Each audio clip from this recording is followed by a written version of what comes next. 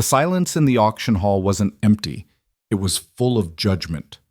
Margaret Hale stood on that platform, 53 years old, holding a Christmas basket worth more than the town would ever admit, and not one man would meet her eyes. They were waiting for her to break, waiting for her land, waiting for her to disappear like women her age were supposed to.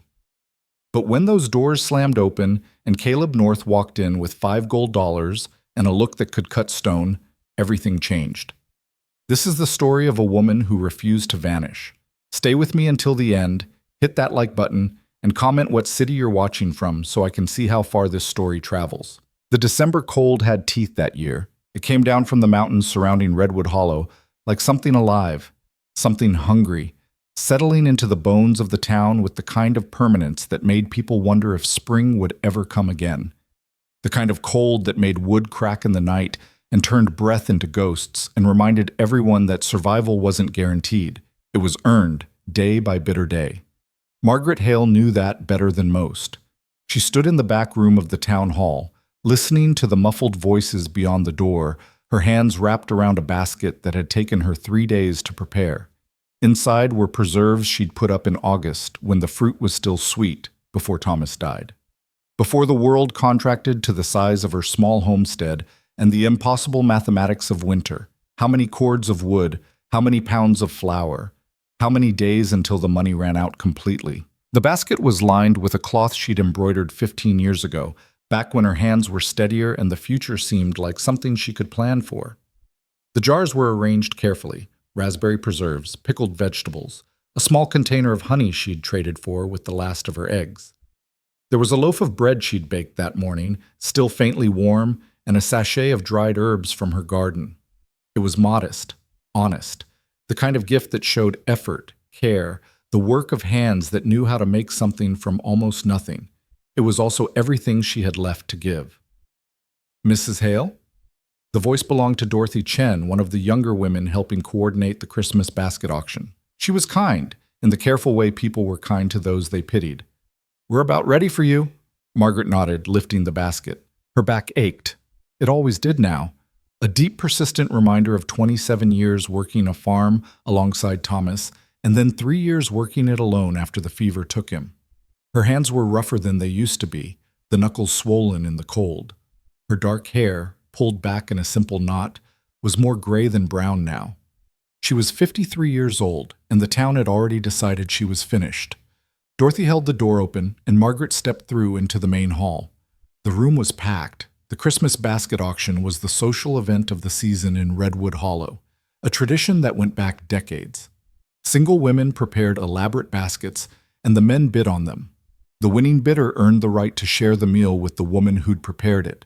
It was courtship dressed up as charity, a way for young people to navigate the complicated dance of attraction under the watchful eyes of the entire community. Except Margaret wasn't young, and she wasn't courting. She was trying to survive. The format had changed over the years. Widows could participate now, though everyone understood what it meant when they did. It meant desperation.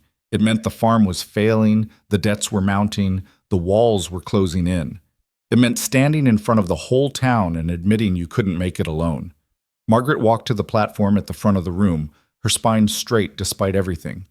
She could feel the weight of their stares, the quick, sidelong glances, the whispered conversations behind raised hands. Poor Margaret Hale.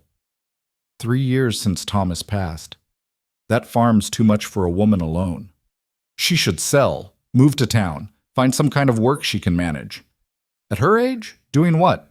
The auctioneer was Bernard Shaw, a florid man in his 60s who owned the largest mercantile in town. He smiled at Margaret with the kind of professional sympathy that didn't reach his eyes. "Ladies and gentlemen, our next basket comes from Mrs. Margaret Hale, widow of the late Thomas Hale, who many of you knew as a fine craftsman and good neighbor." Margaret set the basket on the display table. Under the lamplight, it looked smaller than it had in her kitchen. More humble. The ribbon she'd tied around the handle seemed suddenly childish, a foolish attempt at decoration that only highlighted how little she had to offer.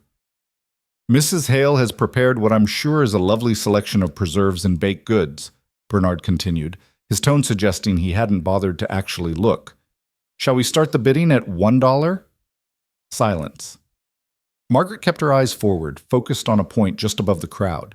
She'd known this would be hard. She'd prepared herself for it, or thought she had. But standing there in the actual moment, feeling the weight of that silence, was different than imagining it. $1, Bernard repeated, his smile tightening slightly. Surely we can start at $1 for such a fine basket. More silence. Someone coughed. A baby fussed in the back of the room until its mother shushed it quiet. Margaret's hands were clasped in front of her, fingers intertwined to keep them from shaking. The humiliation was a physical thing, hot and heavy in her chest. But she wouldn't look down, wouldn't give them that. 50 cents then, Bernard said, and now there was a note of irritation creeping into his voice. Come now, gentlemen, it's Christmas. I'll give you 25 cents. The voice came from somewhere in the middle of the crowd, followed by a ripple of laughter. Margaret couldn't see who'd spoken, but she recognized the tone. Young, cruel in the careless way of someone who didn't understand what cruelty cost. 25 cents is not a serious bid, Bernard said sharply. This is a charity event, not a— Charity's right, someone else muttered, just loud enough to carry. That's what she needs. Margaret's jaw tightened. She could feel it starting to crack, the careful composure she'd built up over 3 years of grief and loneliness and impossible work. She'd buried her husband. She'd learned to plow fields and mend fences and slaughter chickens. She'd survived a winter alone in that farmhouse with nothing but her own determination to keep her warm. But this, standing on display while the town debated her worth in nickels and dimes, this was different. Perhaps we should move on, Dorothy Chen said quietly from the side of the platform, her face flushed with second-hand embarrassment. No, Margaret said, her voice steady despite everything. Bernard's running an auction. Let him run it. Bernard looked at her with something that might have been respect, or might have been pity. It was hard to tell the difference anymore. Very well. Do I hear 50 cents? The silence stretched out, thick and suffocating. Margaret could see them now, really see them. The faces she'd known for decades. Robert Mills, who'd bought furniture from Thomas. Sarah and John Pritchard, whose daughter Margaret had helped nurse through scarlet fever 10 years ago. David Chen, Dorothy's husband, who'd borrowed Thomas's tools more times than anyone could count and never returned half of them. They were looking everywhere but at her. 50 cents? Bernard's voice had lost its professional warmth. Now he just sounded tired. Anyone? Margaret felt something shift inside her chest. Not breaking, hardening, crystallizing into something cold and clear and sharp. She'd been foolish to come here. Foolish to think that what she'd built over 27 years of marriage and partnership meant anything once she was alone. The town didn't see Margaret Hale, farm wife and survivor. They saw a widow past her prime, an inconvenience, a problem to be managed until nature or poverty solved it for them. I'll take it home, she said quietly. Thank you, Bernard. Now, Margaret, it's fine. She reached for the basket, her movements careful and deliberate. I understand. Wait! The voice came from the back of the hall, deep and rough like gravel scraped over stone. The crowd turned, a collective movement of surprise, and Margaret looked up despite herself. The doors had opened without anyone noticing, letting in a gust of winter air that made the lamps flicker. Framed in the doorway was a man Margaret had seen perhaps 3 times in as many years, and never closer than across a street. Caleb North. He was tall, taller than anyone else in the room, with shoulders built from years of physical labor in the mountains. His hair was dark, shot through with gray, worn long enough to brush his collar. His face was weathered, carved into hard lines by wind and sun and solitude. He wore a heavy coat, faded but well-made, and boots that had seen serious miles. But it was his eyes that held the room, pale gray, cold as winter sky, and utterly uncompromising. The crowd parted as he walked through, not out of courtesy, but instinct. Caleb North was a man people gave space to. He lived alone in the high country, running trap lines and trading furs, and appearing in town only when absolutely necessary. There were stories about him, stories about a past no one quite knew, about skills with weapons that suggested a history beyond fur trapping, about a temperament that made wise men cautious. Margaret watched him approach the platform, her heart doing something strange in her chest. Fear, maybe, or something else she couldn't quite name. Caleb stopped directly in front of Bernard Shaw. Up close, he was even more imposing, not just his size, but the absolute stillness he carried, like a predator deciding whether or not to move. "What's the bid?" he asked. Bernard blinked. "I'm sorry?" "The basket." Caleb's gaze shifted to Margaret, held for a moment that seemed to stretch out longer than it should, then moved back to Bernard. "What's the current bid?" There isn't one. We were just about to, $5. The room went silent in a different way now, not the silence of judgment, but shock. $5 was extravagant. $5 was what the prettiest girls in town commanded, the ones with elaborate baskets full of fried chicken and layer cakes and all manner of delicacies. $5 was a statement. "Mr. North, that's very generous, but $5, Caleb repeated, pulling a small leather pouch from his coat. He counted out 5 gold coins, each one catching the lamplight as he placed them on the table in front of Bernard with deliberate precision. They rang against the wood like a bell, clear and final. "Going once," Bernard said faintly, his professional instincts taking over even though his face still registered disbelief. "Going twice." He waited, but no one else in that room was going to bid against Caleb North. "Sold to Mr. North for $5. Caleb picked up the basket with the kind of care that suggested he understood how much it had cost Margaret to make it. Then he turned to her, extending his other hand. "Ma'am." Margaret stared at that outstretched hand. It was scarred, weathered, the hand of a man who'd worked hard and fought harder. She didn't understand what was happening, didn't understand why this near stranger had just spent $5 on a basket worth maybe 75 cents, why he was looking at her with those cold gray eyes that somehow didn't feel cold at all in that moment. But she understood one thing: he was offering her a way off this platform. She took his hand. His grip was warm, steady, surprisingly gentle for someone who looked like he could break stone with his bare hands. "Come on," he said quietly. "Let's get out of here." He led her through the crowd, still holding her hand, the basket tucked under his other arm. People scattered out of their way. Margaret caught glimpses of faces as they passed: shock, confusion, a few knowing smirks from the younger men who thought they understood what was happening. Let them think what they wanted. The cold air hit her like a slap when they stepped outside, but Margaret had never been so grateful for it. Her lungs expanded, pulling in the clean, sharp cold, washing away the stale heat and judgment of the hall. Caleb led her to a horse tied at the rail, a big buckskin gelding with intelligent eyes and the kind of calm demeanor that spoke of good training. Without asking, Caleb lifted her onto the saddle, his hands on her waist strong and sure, then swung up behind her. "Where are we going?" Margaret managed to ask. "Away from here." He urged the horse forward, and they left the town hall behind, left the staring faces and whispered conversations, left everything Margaret had known for most of her life. They rode in silence through the streets of Redwood Hollow. The town looked different from horseback, smaller somehow, the buildings hunched against the cold like animals in a storm. Smoke rose from chimneys, thin gray columns reaching for a sky heavy with the promise of more snow. Caleb guided the horse onto the mountain road that wound up into the high country. The path was narrow, bordered by pine trees laden with snow that glowed blue-white in the moonlight. The only sounds were the steady rhythm of hoofbeats, the creak of leather, the whisper of wind through frozen branches.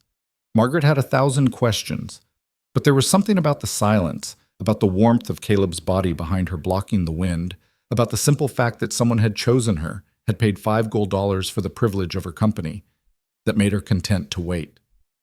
They rode for perhaps 20 minutes before Caleb slowed the horse and guided it off the main path onto a smaller trail that Margaret hadn't even noticed in the dark. Another 5 minutes brought them to a clearing where a cabin stood, solid and well-built, smoke rising from its chimney. Caleb dismounted first, then lifted Margaret down. "I'll tend to the horse. Go inside. It's warm." The cabin was indeed warm, heated by a fire and a stone hearth that looked like it had been burning for hours. The interior was spare but clean, a table and 2 chairs, a bed in the corner with blankets neatly folded, shelves lined with supplies and tools, animal pelts stretched on frames along one wall. It was the home of a man who lived deliberately, who kept only what he needed and maintained everything with care. Margaret stood near the fire, letting the heat soak into her bones, still trying to process what had happened. The auction felt like something from another lifetime now, the humiliation already starting to fade into unreality. The door opened and Caleb entered, bringing a gust of cold air with him. He set the basket on the table, then moved to the fire to add another log. "Thank you," Margaret said, "for what you did back there." Caleb didn't turn around. "Didn't do it for thanks." "Why did you do it?" He was quiet for a long moment, watching the fire. When he finally spoke, his voice was low, rough, with something that might have been old anger. "I was at the back of that hall for 20 minutes before I came in, listening to them decide what you were worth, watching them pretend you weren't there." He turned to face her then, and his eyes were harder than she'd seen them. "I've seen a lot of cruel things, Mrs. Hale. But that silence, that was cruelty dressed up as courtesy. And I don't have much patience for that kind of thing." Margaret felt something tighten in her throat. "You don't even know me. I know you've been working that farm alone for 3 years. I know you've kept it running when most men couldn't manage it with help. I know you stood up there with your head high while they tried to break you, and you didn't give them the satisfaction." He paused. "That's enough to know. You've been watching me?" Margaret wasn't sure if she should be disturbed or touched. "I'm in town maybe once a month. Hard not to notice when someone's doing the impossible." Caleb moved to the table, started unpacking the basket. "You put this together with the last of your winter stores, didn't you? How did you—" "Because I know what the last of winter stores looks like." He held up one of the jars of preserves, examined it in the firelight. "Raspberry. That's August fruit. You've been saving this." Margaret couldn't find words. This stranger, this man she'd barely seen, never spoken to until tonight, understood more about her situation in 5 minutes than people who'd known her for decades. Caleb set out the contents of the basket with surprising care, arranging them on the table like they mattered. The bread, the preserves, the pickled vegetables, the honey. Then he went to his own shelves and added to the spread a piece of cured venison, some hard cheese, a jug of what might have been cider. "Sit," he said, pulling out one of the chairs for her. Margaret sat, because her legs were suddenly shaky, and because she didn't know what else to do. Caleb took the other chair, cut slices of bread and venison with a knife that looked like it could field dress a bear. He pushed a plate toward her. "Eat." She should have been nervous, alone in a cabin with a strange man in the middle of the mountains at night. But she wasn't. There was something about Caleb North that felt safe. Not soft, not gentle, but safe in the way a strong wall was safe, a shelter against the storm. Margaret took a bite of bread. It tasted better here, in this rough cabin, than it had in her own kitchen. They ate in silence for a while. Comfortable silence, the kind that didn't need filling. Outside, the wind picked up, rattling the shutters, but inside the cabin was warm and solid. "The farm," Caleb said eventually. "How bad is it?" Margaret set down her bread. "Bad. Thomas had debts I didn't know about. The bank's been patient, but patience runs out. I've got until spring to make the payment, or they take the land." "How much?" $200. Caleb's expression didn't change. "That's a lot. More than I can make before spring. More than I can make in 2 springs, probably." Margaret heard the defeat in her own voice and hated it. "I've sold everything I can sell. The livestock, most of the tools. I've got seed saved for planting, but that won't help if I don't have land to plant it in." "There's no one who can help? No family?" "Thomas's brother died in the war. My parents passed years ago. No children." She paused. "And even if there were, I wouldn't ask. I've made it this far on my own. I'll figure something out." Caleb studied her across the table, those gray eyes seeing too much.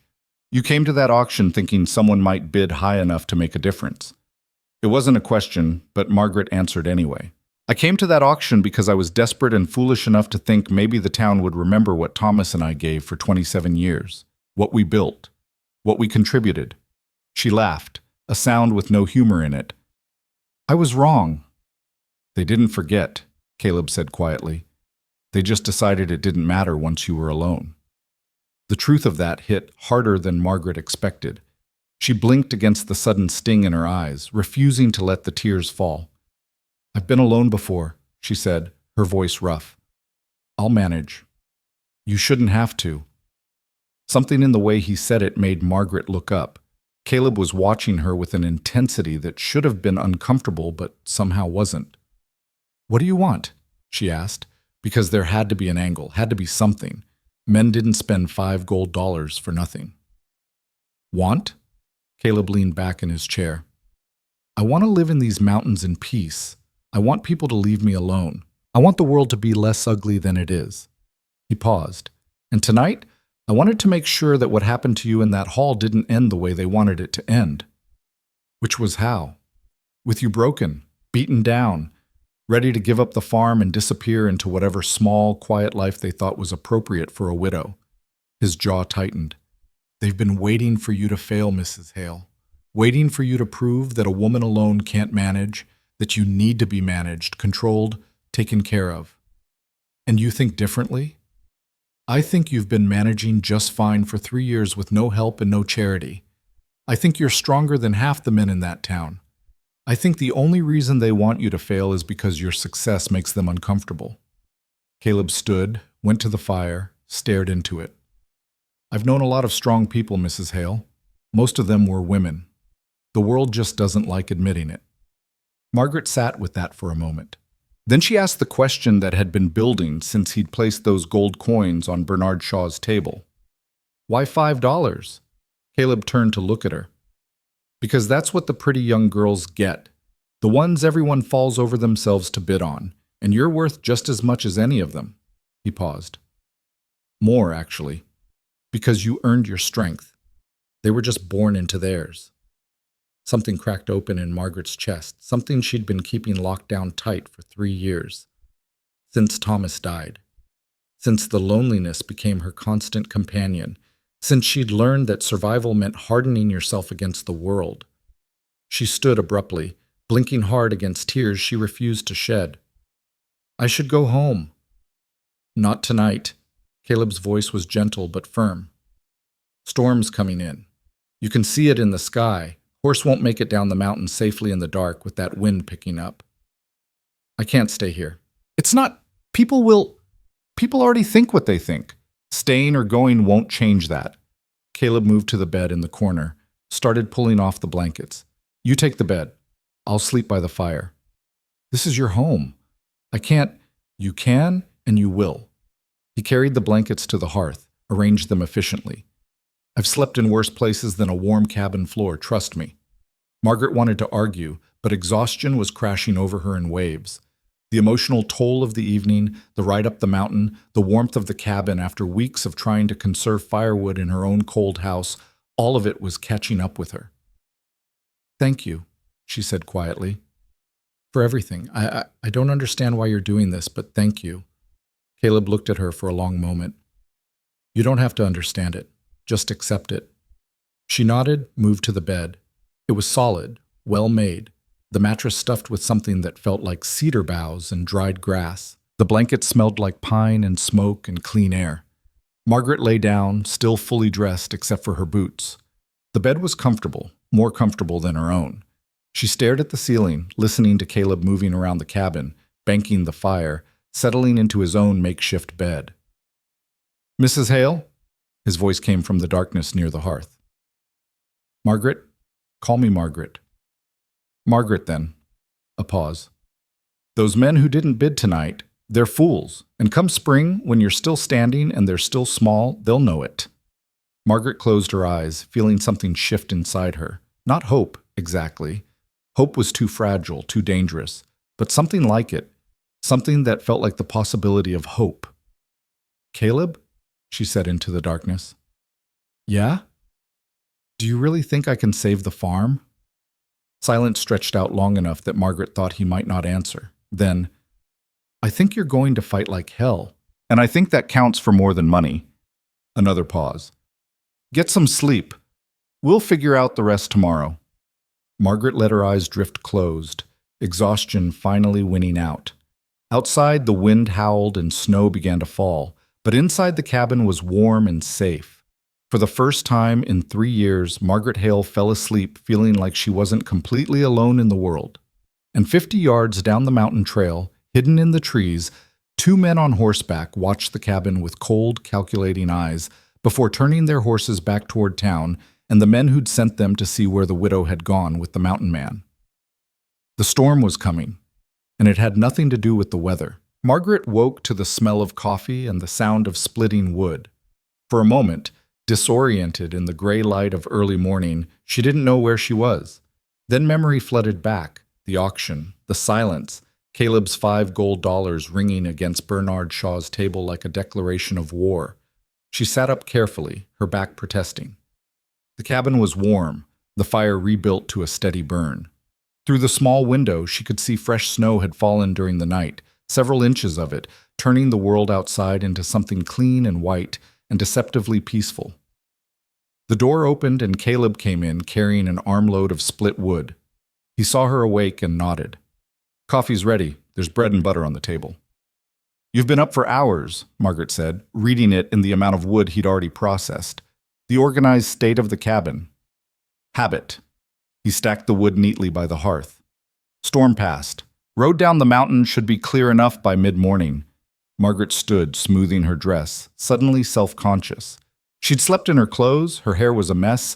She probably looked exactly like what she was, a 53-year-old widow who'd spent the night in a strange man's cabin.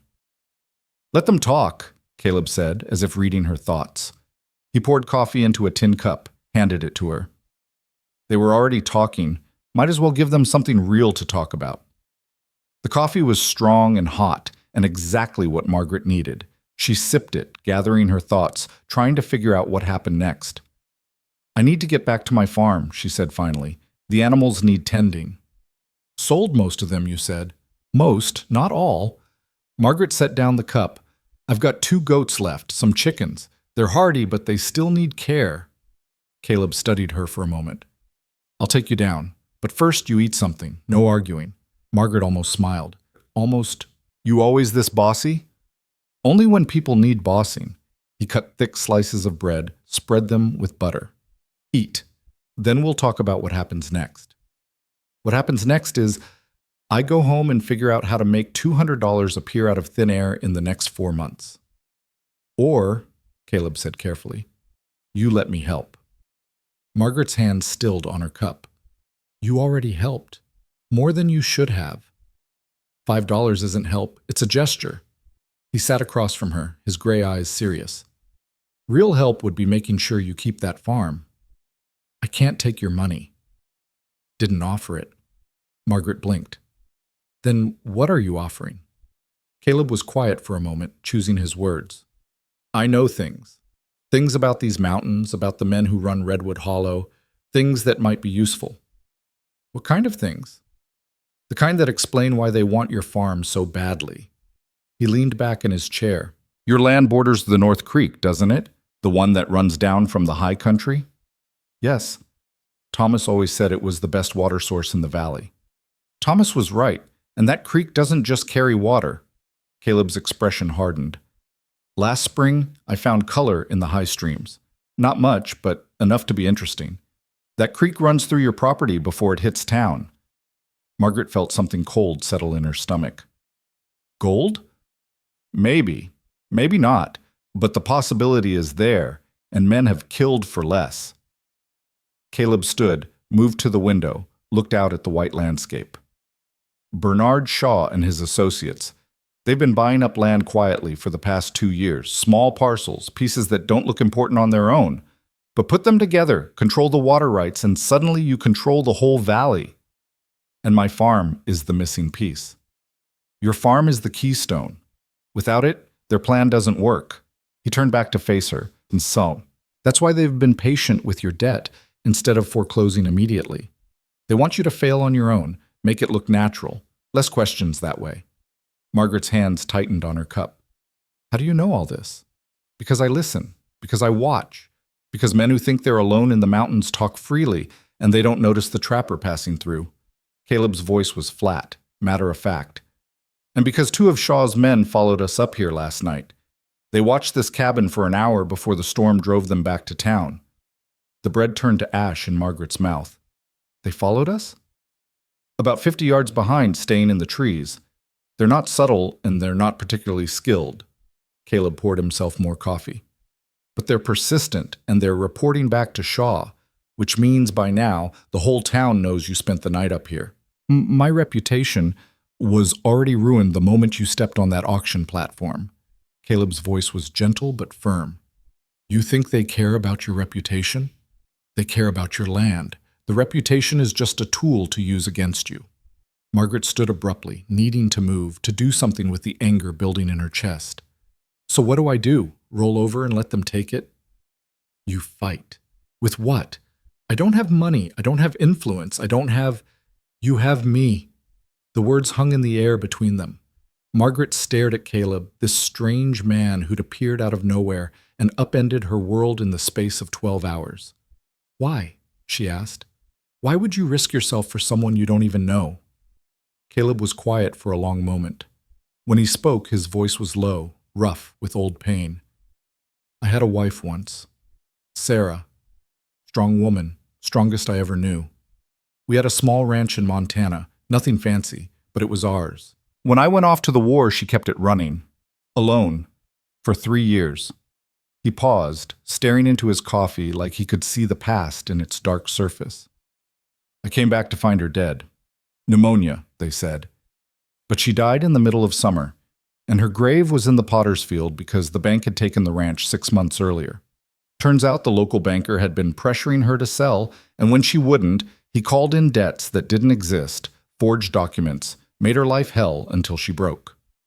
Margaret felt her throat tighten. I was too late to save her, Caleb continued. Too late to stop them.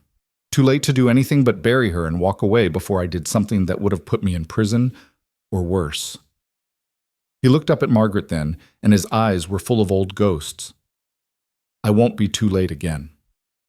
Caleb, you remind me of her, not in looks, but in the way you stand, the way you don't break even when they're doing everything they can to break you. He set down his cup with deliberate care. So when I say I'll help you fight, I mean it, and I don't give a damn what it costs me. Margaret sat back down slowly. What if fighting isn't enough? What if they're too powerful? Then we make sure we're more dangerous than they are powerful. Caleb's smile was sharp, predatory. I didn't spend 3 years in the mountains doing nothing, Margaret. I learned things. About people, about leverage, about how to survive when the odds say you shouldn't. You're talking about breaking the law. I'm talking about evening the odds. He leaned forward. They want to play dirty? We can play dirty. The difference is they have something to lose, reputation, business, standing in the community. Me? I've got nothing to lose, and that makes me very, very dangerous. Margaret should have been frightened, should have told him no, sent him away, handled this alone like she'd handled everything else. But looking at Caleb North, at the steel in his eyes and the set of his jaw, she felt something she hadn't felt in years. Hope. Real, solid, dangerous hope. What's the first step? She asked. Caleb's smile widened. First, we get you home. Let them see you're not hiding, not ashamed. Then we start gathering information, find out exactly how deep this goes, who's involved, what they're planning. He stood, began gathering supplies. And we make sure they know you're not alone anymore. They left the cabin an hour later after Margaret had washed her face and done what she could to make herself presentable. Caleb saddled his horse, then helped Margaret mount behind him again. The ride down the mountain was slower in daylight, the snow making the trail treacherous, but it gave Margaret time to see where she'd been the night before. The cabin was situated in a natural clearing, defensible, with sight lines in all directions. A soldier's choice of location. You fought in the war, she said. Not quite a question. 3 years? Infantry mostly. Some scouting. Caleb's voice was neutral, but Margaret felt him tense slightly. Learned a lot of things I wish I could forget. But they're useful now. Everything's useful if you look at it right. He guided the horse around a fallen branch. War teaches you that comfort and morality are luxuries. Survival is what matters, protecting what's yours, doing what needs doing, even when it's ugly. They rode in silence for a while. The only sounds the steady crunch of hooves in snow and the occasional call of a winter bird. My farm is 2 miles east of town, Margaret said as they neared the main road. Small house, barn that needs repairs, About 40 acres of tillable land. I know where it is. You've been there? Rode past it a few times. Noticed how well you kept it up, considering. Caleb slowed the horse as they reached the road. Noticed other things too, like how Shaw's men ride past your property every few days, always slowing down, always looking, taking inventory. Margaret felt a chill that had nothing to do with the winter air. How long has that been going on? Since last spring, near as I can tell, right around when your note came due the first time and you managed to scrape together enough to buy an extension. They've been waiting for me to fail. They've been planning for it. Caleb turned the horse east. But plans can be disrupted, especially when the target stops being predictable. They reached Margaret's farm just as the sun broke through the clouds. The property looked smaller in daylight, more worn than Margaret liked to admit. The fence needed mending in a dozen places. The barn listed slightly to one side. The house itself was solid enough, but the shutters were faded and one of the porch steps was cracked. 3 years of managing alone showed in every weathered board. But it was hers. Every inch of it, bought with Thomas's labor and her own, paid for in sweat and time and love. Caleb helped her down from the horse, his hands lingering on her waist a moment longer than strictly necessary. I'll check the perimeter while you tend your animals. You don't have to. I know I don't have to. He was already moving, his eyes scanning the property with the systematic attention of someone trained to spot threats. Do it anyway. Margaret watched him for a moment, this strange protector who'd appeared in her life like something out of a story, then headed for the small barn where her remaining animals waited. The 2 goats bleated their complaint at her late arrival. The chickens clustered around her feet, pecking at the grain she scattered. Simple creatures with simple needs depending on her to survive the winter, just like she depended on this land. She was checking the goats' water when she heard horses approaching. Multiple horses, moving fast. Margaret stepped out of the barn to see 5 men riding up her lane. She recognized them immediately. Bernard Shaw in the lead, flanked by his son Robert, and 3 other men who worked for Shaw in various capacities, all of them armed, though the weapons weren't drawn. Yet. Caleb appeared from around the side of the house, moving with deceptive casualness to position himself between Margaret and the approaching riders. His hand rested on his belt near where Margaret now noticed he wore a revolver, well used and perfectly maintained. The riders pulled up 20 feet away. Bernard Shaw's face was flushed with something that might have been anger or might have been fear, poorly disguised. "Mrs. Hale," he said, his voice carrying the false warmth of a merchant, making a sale he knew was rotten. "We need to talk." "Then talk," Margaret said, moving to stand beside Caleb despite his subtle gesture for her to stay back. "This is my property. You're welcome to state your business and leave." Bernard's smile tightened. "I'm afraid it's not that simple. You see, there's been some concern in town about your situation. My situation is my own business, not when it affects the community." Robert Shaw spoke up, his voice harder than his father's, less practiced at pretense. "You spent last night alone with this man," he jerked his chin at Caleb, "in the mountains. That's not behavior befitting a woman of your position." "My position?" Margaret felt heat rising in her chest. "And what position is that exactly?" "A widow, a woman alone, someone who should be mindful of her reputation and the example she sets." Bernard leaned forward in his saddle. "We're prepared to be reasonable, Margaret. The town's willing to help you relocate, find appropriate lodgings, perhaps work as a housekeeper for a respectable family, in exchange for the farm." "In exchange for your dignity," Bernard corrected smoothly. "Surely you can see you can't manage this property alone. It's too much for any woman, let alone one of your years." Caleb's hand moved fractionally closer to his revolver. His voice, when he spoke, was conversational, almost friendly. "You should leave now." "This doesn't concern you, North." Robert's hand moved toward his own weapon. "This is town business." "Margaret Hale's business is her own," Caleb said, still in that same mild tone that somehow carried more threat than shouting would have. "You're on her property uninvited. That makes you trespassers. We're concerned citizens. You're vultures circling a woman you think is weak enough to rob." Caleb's eyes went flat and cold. "You're not. She's not. And if you're smart, you'll turn those horses around and ride back to town before this gets ugly." Bernard's face darkened. Are you threatening us? I'm giving you good advice. What you do with it is your choice. Caleb's hand didn't move, but something in his posture shifted, became coiled, dangerous. But I'll tell you this once, and you'd better listen close. Margaret Hale isn't alone anymore. She isn't unprotected. And anyone who tries to take what's hers is going to have to go through me first. One man against the whole town? Robert sneered. Those aren't good odds. Caleb smiled, and it was the coldest thing Margaret had ever seen. They are for me. The moment stretched out, taut as a wire. Margaret could see the calculation in Bernard's eyes, weighing options, assessing risk. Whatever he saw in Caleb's face made him pull back. This isn't over, Bernard said, gathering his reins. The banknote comes due in 4 months, Mrs. Hale. $200. If you can't pay, the law will settle this matter for us. I'll pay? With what? Another charity basket? Robert laughed. You couldn't get 25 cents last night. What makes you think? Because I have help now, Margaret said, her voice steady and clear. And because this farm is mine, bought and paid for with my husband's life and my own work. You want it? You'll have to take it from me, and I promise you, that won't be as easy as you think. Bernard's expression soured. You're making a mistake, Margaret. The only mistake I made was thinking you were decent men. Margaret took a step forward. Now get off my land. For a moment she thought they might refuse, thought this might end in violence right here, right now.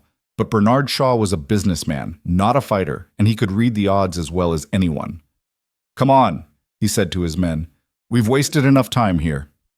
They turned their horses and rode away, but slowly, making sure it didn't look like retreat. Margaret watched them go, her heart hammering in her chest, adrenaline making her hands shake. When they were out of sight, Caleb finally moved his hand away from his weapon. That was brave, he said quietly. Also stupid, but brave. They were going to take it anyway, Margaret said. Might as well make them work for it. They'll be back, with more men, with legal documents, with whatever leverage they can manufacture. I know. Margaret looked at her farm, at the worn buildings and tired fences, at everything she'd fought to keep. But today they didn't win, and that's something. Caleb studied her for a long moment. Then he nodded, something like respect in his eyes. We need to move fast. They'll make their play soon. Try to force the issue before you can organize any real resistance. What do you suggest? First, we make sure you're not alone here at night. I can camp in your barn, keep watch. They won't try anything if they know I'm here. Margaret opened her mouth to protest, then closed it. Pride was a luxury she couldn't afford. All right, but second, we need to find out exactly what they're planning. Who's involved, what kind of pressure they're going to apply, whether there's anyone in town who might stand with you instead of against you. There's no one, Margaret said flatly. You saw that last night. Maybe, but fear makes people quiet. Doesn't mean they all agree with Shaw. Caleb glanced back toward town. There might be allies we haven't found yet. And if there aren't, then we make sure Shaw and his men have bigger problems to worry about than one widow and her farm. Caleb's smile was sharp. I told you, I learned things in the war, and I'm not afraid to use them. Margaret looked at this man who'd somehow become her protector, her partner in this fight she hadn't chosen but couldn't avoid. You could walk away from this. Go back to your cabin, back to your quiet life. Why stay? Caleb was quiet for a moment. Because walking away from Sarah's fight cost me everything that mattered. I won't make that mistake twice.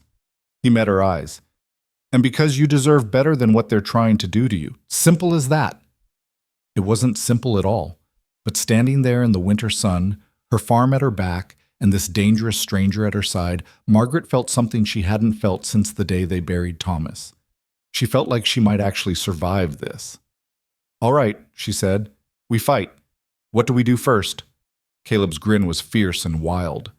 First, we make them understand they picked the wrong woman to push around. The first attack came 3 nights later. Margaret was in the house finishing the evening dishes when she heard Caleb's low whistle from the barn, their agreed signal that something was wrong.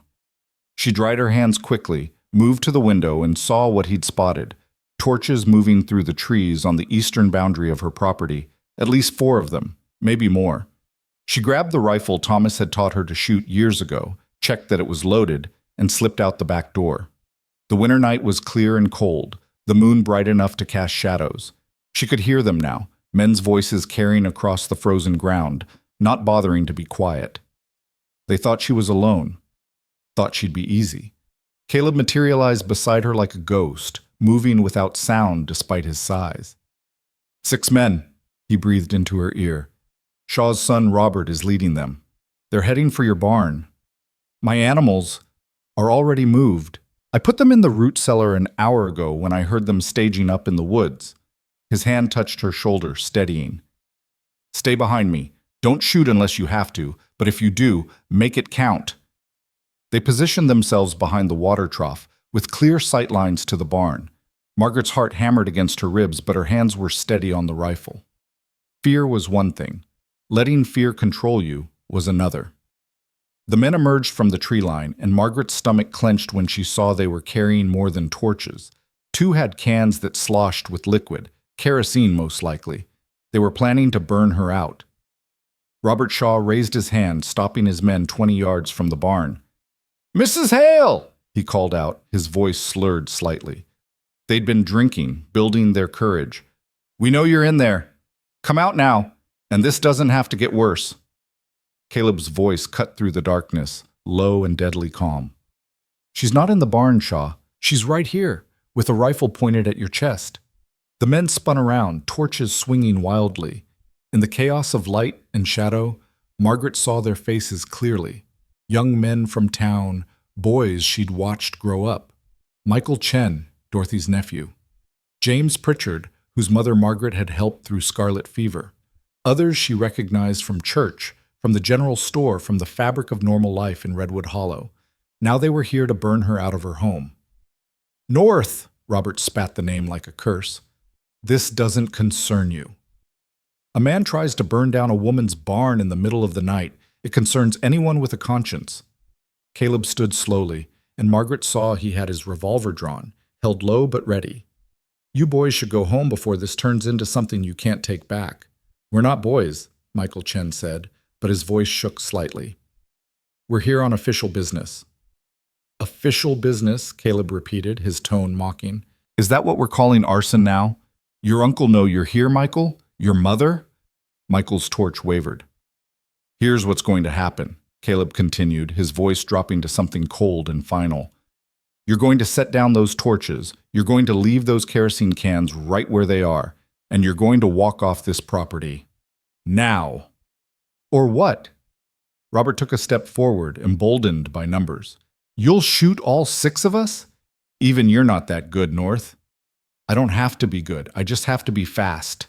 Caleb's revolver came up, and even in the torchlight, Margaret could see the absolute steadiness of his hand. "First bullet goes through your knee, Robert. Second through your gun hand. By the time you hit the ground screaming, I'll have reloaded and started on your friends. Question is, how many of them are willing to die for your father's greed?" The silence that followed was broken only by the crackling of torches and someone's nervous breathing. "You're bluffing," Robert said, but there was no conviction in it. "Try me." 2 words, flat and certain, carrying the weight of a man who'd killed before and would kill again if necessary. Margaret saw the moment Robert's courage cracked, saw it in the way his shoulders tensed, in the fractional step backward he tried to hide. But then James Pritchard spoke up, his voice tight with something that might have been fear or might have been hate. "We can't just leave. Mr. Shaw said—" "I don't care what Shaw said." Caleb's gun never wavered. "I care that you're trespassing with intent to destroy property. That's a crime. And out here, in the dark, far from town, witnesses get scarce. Accidents happen. You threatening us?" Robert tried to salvage some authority. "I'm explaining reality." Caleb took a step forward. "You came here to terrorize a widow, to burn her livelihood because she wouldn't roll over and die when convenient. You think that makes you men? You're cowards, every single one of you." "We're trying to help her," Michael said desperately. "Help her see reason before—" "Before what?" Margaret spoke for the first time, and her voice cut through the night like a blade. She stood, bringing the rifle to her shoulder, sighting down the barrel at Robert Shaw. "Before you burn me out? Force me off my land? Take everything I have left of my husband, my life, my work?" She walked forward slowly, and the men actually backed up. Something about a 53-year-old widow with a rifle and nothing left to lose made even drunk young men reconsider their choices. I watched most of you grow up, Margaret continued. I brought food when your families were sick.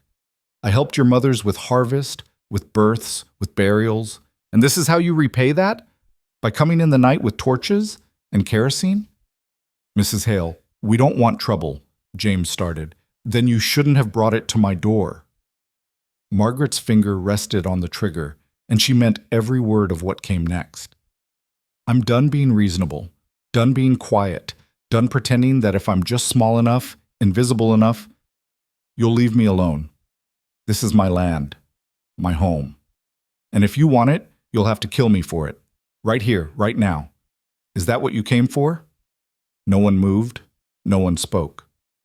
That's what I thought. Margaret lowered the rifle slightly but kept it ready. Now get off my property.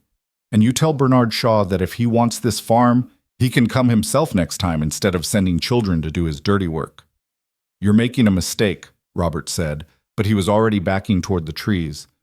My father has the law on his side. The bank, the town council. Your father has money on his side, Caleb interrupted. That's not the same as being right. Now move, before I decide that your knee really would look better with a hole in it. They went, slowly trying to maintain some dignity, but they went. The torches disappeared into the trees, and the sound of horses moving away filtered through the night. Margaret didn't lower the rifle until the last sound faded. Then her hands started shaking, and Caleb was there, gently taking the weapon, guiding her to sit on the water trough. You did good, he said quietly. I wanted to shoot him. Margaret's voice was rough. Robert Shaw, standing there so smug, so certain he had the right to destroy my life. I wanted to put a bullet through him. But you didn't, that's what matters. Is it? Margaret looked up at him. They'll be back, with more men, or the law, or something worse. We both know it. Yeah. Caleb sat beside her. But not tonight. Tonight, you won. Margaret laughed, a sound without humor. Some victory. I get to keep my barn for another few days. You showed them you're not afraid. That's worth more than you think. Caleb checked his revolver, reloaded the chamber he'd fired into the ground earlier to prove it was loaded. Fear is their biggest weapon. They wanted you scared, compliant, ready to give up. Instead, you stood up with a rifle and dared them to follow through. That changes things. Changes them how? Makes it real. Makes it personal. Before, you were just an obstacle to remove. Now you're a person fighting back. That's harder to justify, harder to stomach. He paused. Some of those boys won't come back, maybe all of them. Shaw will have to find men with harder hearts and emptier consciences. Men like that exist. They do. But they cost more. And every dollar Shaw spends on this fight is a dollar he can't spend somewhere else. We make him bleed money, bleed patience, bleed support. Eventually, something breaks. Margaret wanted to believe him, but she'd lived too long, lost too much, to trust in easy victories. What if what breaks is me? Caleb turned to look at her, his gray eyes catching the moonlight. Then I'll put you back together, as many times as it takes. The simple certainty in his voice did something to Margaret's carefully constructed walls. She'd been so strong for so long, had to be strong, had no choice but strength. But sitting there in the cold darkness with this dangerous stranger who'd somehow become her anchor, she felt the weight of 3 years of loneliness and grief and desperate survival crash over her. I'm tired, Caleb, she whispered. I'm so tired of fighting. I know. His hand found hers in the darkness, rough and warm and solid. But you're not fighting alone anymore. That's the difference. They sat in silence for a while, listening to the wind move through the pines, to the small sounds of the farm settling around them. Then Caleb stood, pulling her gently to her feet. Come on, you need sleep. I'll keep watch. You need sleep too. I'm used to going without. Military training has some benefits. He walked her to the house, checked inside quickly with the practiced efficiency of someone who'd cleared buildings in war. Lock the door. Don't open it unless you hear my voice. If anything happens, there's a loose board under your bed. Pull it up, and there's a crawl space that leads to the root cellar. You can get out that way if you need to. Margaret stared at him, When did you? Day before yesterday, while you were in town getting supplies. Figured it was better to have an escape route and not need it than need it and not have it. He handed her the rifle. Keep this close. I'll be in the barn. Caleb. She caught his arm before he could leave. Thank you. For all of it. He looked at her for a long moment, something unreadable in his expression. Then he nodded and disappeared into the night. Margaret locked the door, checked the windows, and went to bed fully clothed with the rifle beside her. Sleep came in fits and starts, broken by every creak and groan of the old house settling, every gust of wind against the shutters. When dawn finally came, she found Caleb already up, already working. He'd reinforced the barn door, fixed the weak spot in the fence where the men had come through, and was currently nailing boards across the windows of the small shed where she kept her tools. Making it harder for them next time, he explained when she brought him coffee. They want to burn something. They'll have to work for it. Margaret watched him work. This man who'd appeared in her life like some kind of avenging angel and immediately set about making himself indispensable. You can't stay here forever. Why not? Because you have your own life. Your cabin, your trap lines. Can wait. Caleb drove another nail home with 3 precise strikes. Nothing up there that can't keep for a few months. A few months? Caleb, the banknote isn't due for 4 months. You can't put your life on hold that long. He set down the hammer, turned to face her. Margaret, my life is trapping animals and selling fur and living alone in a cabin in the mountains. If I'm being honest, it's not much of a life. It's existence. It's survival. It's what I do because I don't know what else to do. He paused. But this? Helping you fight Shaw, making sure you keep what's yours? This feels like something that matters. First time in years I felt like I'm doing something worth doing. You're doing it because of your wife, because you couldn't save her. Started that way, maybe. Caleb's eyes met hers, steady and sure. But I'm staying because of you, because you deserve better than what they're trying to do to you, and because somewhere along the way, your fight became my fight too. Margaret didn't know what to say to that, didn't know how to process the fact that this stranger cared more about her welfare than people who'd known her for decades. Before she could find words, they heard a horse approaching. Just one this time, moving slowly. Caleb's hand went to his revolver, but he relaxed fractionally when he saw who it was. Dorothy Chen dismounted at the fence line, her face troubled. Mrs. Hale, Mr. North, can I talk to you? Margaret walked to meet her, surprised. Dorothy had been kind at the auction, but they weren't close friends. Of course, what's wrong? Everything. Dorothy glanced back toward town, nervous. Can we go inside? I don't want anyone seeing me here. They settled in Margaret's small kitchen, Dorothy refusing tea, her hands twisted in her lap. I came to warn you. Bernard Shaw is meeting with the town council this afternoon. He's going to petition them to declare your farm abandoned. Abandoned? Margaret felt cold fury rise in her chest. I live here. I work this land. How can it be abandoned? He's going to claim you're not maintaining it properly, that it's becoming a danger to neighboring properties, a blight on the community. Dorothy's voice was miserable. He has statements from people willing to testify that the buildings are falling apart, that you're not capable of managing the property, that you're, I'm sorry, Margaret, that you're of questionable moral character now because of, well, because she spent a night in my cabin during a snowstorm, Caleb said flatly. That's what they're calling questionable moral character. Dorothy nodded, not meeting their eyes. If the council agrees, they can seize the property under public interest laws. Sell it at auction to pay your debts, with anything left over going to you. Except there won't be anything left over because Shaw will make sure of it. Can they do that? Margaret's voice was steady despite the panic rising in her chest. Legally? They can if the council votes for it, and Shaw has 4 of the 7 council members in his pocket. Dorothy finally looked up. I'm sorry. I know I should have said something before, should have stood up for you at the auction, but I was scared. David works for Shaw at the Mercantile, and if he loses that job, I understand. And Margaret did, even as it hurt. Fear made people small, made them quiet. She couldn't blame Dorothy for protecting her family. There's more. Dorothy pulled a folded paper from her coat. This is a copy of the banknote on your property. Michael, my nephew, he felt terrible about last night. He gave this to me, told me to get it to you. Look at the signature. Margaret unfolded the paper, her eyes scanning the document until she found it. Her breath caught. This isn't Thomas's signature. No. Dorothy's voice was grim. That's a forgery. And if you look at the date, it's from 6 months after Thomas died. He couldn't have signed it because he was already in the ground. Caleb leaned over Margaret's shoulder, studying the document. Shaw forged this, created a debt that never existed. Or increased one that did, Dorothy said. I don't know which, but either way it means the note might not be legal, which means the whole foreclosure might not be legal. Hope flared in Margaret's chest, bright and dangerous.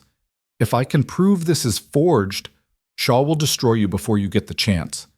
Dorothy stood, agitated. You think he's been playing fair? He has the sheriff on his side, half the judges in the county. If you accuse him publicly, he'll bury you in legal proceedings until you run out of money and time and options. Then what do I do? Margaret felt the hope guttering out as fast as it had ignited. You fight dirty. Dorothy's voice was quiet but fierce. You find leverage. You make him more afraid of you than you are of him. She looked at Caleb. That's why I came to you, Mr. North. Everyone knows what you were before you came to these mountains. Everyone knows what you're capable of. Caleb's expression went carefully neutral. What exactly do people say I was? A soldier, a scout, maybe something more than that. Dorothy met his eyes. Someone who knows how to find information, how to hurt people without leaving marks, how to make problems disappear. I'm not that person anymore. Maybe not. But the skills don't go away, do they? Dorothy moved to the door, paused with her hand on the knob. Shaw has secrets, bad ones, the kind that would ruin him if they came to light. Find them. Use them. Because if you don't, Margaret loses everything, and Shaw moves on to the next piece of land, the next victim. She left as quickly as she'd come, and Margaret and Caleb sat in silence, staring at the forged document on the table between them. She's right, Caleb said finally. We need leverage. Something that makes Shaw back off permanently, not just for a few weeks. How do we find that? By going places we're not supposed to go, asking questions we're not supposed to ask, and making connections we're not supposed to make. Caleb stood, started gathering supplies. I'll go into town tonight. Shaw's office, his home, anywhere he might keep records. If he's been doing this to you, he's probably done it to others. And if he's forging documents, there'll be evidence somewhere. That's burglary. If you're caught, then I'll deal with it. Caleb checked his revolver, slipped a knife into his boot. But I won't be caught. I've done this kind of thing before in the war. Reconnaissance, intelligence gathering, I'm good at it. Margaret stood, moved to stand in front of him. I can't ask you to risk yourself like this. You're not asking. I'm volunteering. His hand came up, cupped her face gently. Margaret, listen to me. Shaw is going to take your farm unless we stop him. The law won't help you because he owns the law. Your neighbors won't help you because they're too scared. That leaves us. And I'm not afraid of Bernard Shaw or his hired men or his forged documents. I'm only afraid of watching you lose everything and knowing I didn't do enough to stop it. She saw it then in his eyes, the truth he'd been dancing around for days. He cared about her, not because she reminded him of his dead wife, not because he felt guilty about the past. He cared about her, Margaret Hale, in all her worn-out, stubborn, fierce determination to survive. Be careful, she whispered. Always am. He smiled, but there was steel behind it. You lock up tight tonight. Don't open the door for anyone. I'll be back before dawn. He left her there in the kitchen with the forged document and a rifle and the terrifying knowledge that the fight had just escalated beyond anything she'd imagined. That night, Margaret did exactly as Caleb asked. She locked the doors, barred the windows, kept the rifle close. The hours crawled past with agonizing slowness, every sound outside making her heart jump. Midnight came and went. Then 1 a.m, 2. At 3, she heard gunshots in the distance coming from the direction of town. 4 shots, rapid succession, then silence. Margaret stood at the window, rifle in hand, staring into the darkness and praying to anyone who'd listen that Caleb was alive, was safe, was coming back. The eastern sky was just beginning to lighten when she heard a horse approaching fast. She moved to the door, rifle raised, and waited. Margaret, It's me. Open up. She yanked the door open to find Caleb on his horse, blood soaking through his left shoulder, his face pale but determined. He had a leather satchel strapped across his chest, bulging with papers. I got it, he said, and his voice was tight with pain. Everything we need. But we've got maybe an hour before Shaw figures out what happened, and then all hell is going to break loose. Margaret pulled him inside, her hands already working to help him down from the saddle, her mind racing through everything she knew about treating bullet wounds. The war had come to her door, and she was done running from it. Margaret's hands worked with steady precision despite the adrenaline surging through her veins. She'd cut away Caleb's shirt, exposing the wound, a clean through and through in the meat of his shoulder, missing bone and major vessels by what looked like inches. You were lucky, she said, pressing a cloth against the entry wound while her other hand worked on the exit. Another 2 inches and this would have hit your lung. Wasn't luck? Caleb's voice was strained but clear. The shooter was aiming for center mass. I moved. While being shot at. Margaret poured whiskey over the wound, ignoring his sharp intake of breath. What happened? Got into Shaw's office through a back window, found his safe behind a painting, original hiding spot there, and got it open. Caleb gestured toward the satchel he dropped on the table. Documents going back 5 years. Forged deeds, falsified debts, letters to county officials that amount to bribery. He's been systematically stealing land from anyone vulnerable enough to target. Margaret began wrapping his shoulder with strips of clean linen, pulling them tight enough to stop the bleeding, but not so tight they'd cut off circulation. And the shooting? Robert Shaw came back to the office. Probably forgot something, or maybe he couldn't sleep with guilt eating at him after last night. Caleb winced as Margaret tied off the bandage. He saw me coming out the window, drew on me. I returned fire, hit the wall above his head, scared him enough that his shot went wide, caught me here instead of where he was aiming. You could have killed him. Yeah. Caleb met her eyes. But killing Bernard Shaw's son would have made this about murder instead of land theft. Would have given them exactly the excuse they needed to come after you with the full weight of the law. Margaret finished with the bandage, sat back on her heels. 3 years of farm work had taught her basic field medicine. Animals got hurt, and the nearest doctor was an hour away, but treating a bullet wound on a man was different, more personal, more terrifying. Can you ride? She asked. Have to, don't I? Caleb stood carefully, testing his shoulder. We need to get to the county seat before Shaw can spin this his way. Get these documents in front of someone who isn't in his pocket. The county seat is 30 miles. You're bleeding. Already stopped, mostly. You do good work. He picked up the satchel, started sorting through papers with his good hand. Look at this. Here's the forged note on your property, and here's 3 others just like it. Widows, all of them. Sarah Kemp, whose husband died in a mining accident. Helen Vargas, whose husband took sick with pneumonia. Jane Morrison, lost hers to a heart attack. Margaret took the papers, her hand shaking with fury as she read.